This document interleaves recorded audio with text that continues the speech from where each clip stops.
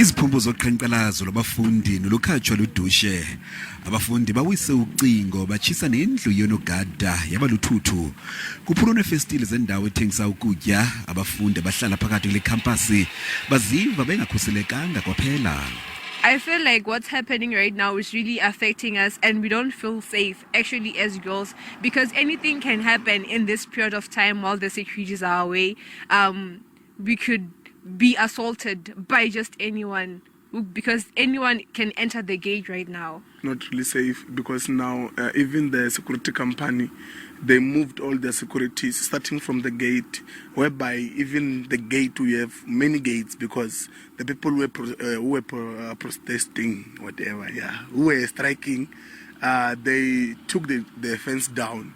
Now they're trying to fix the fence, whereby the gates, they are bent. Speaking of gate 2, the building of the guard room is bent. Then even at our residences is whereby normally they allocate securities, but not even one security is on campus. Nangona kunjalo abafundi bahlala phakathi kule-Campus bayasiva isikhalazo sabafundi abaqhankqalazayo. They should keep on pushing to fight for their allowances, because one thing for sure, each and every student here at the University of Limpopo knows that our Chancellor, Mr. Mokhalong, is likely to go out to pension this year. So people are scared that he might retire with their money, which I think they must just fight for their money. It's a little bit overboard, but I understand where some are coming from, because people complain that they were paying for like their rent using their living allowances, food allowances. They had to pay rent, and whatever was left, they were using it to buy groceries.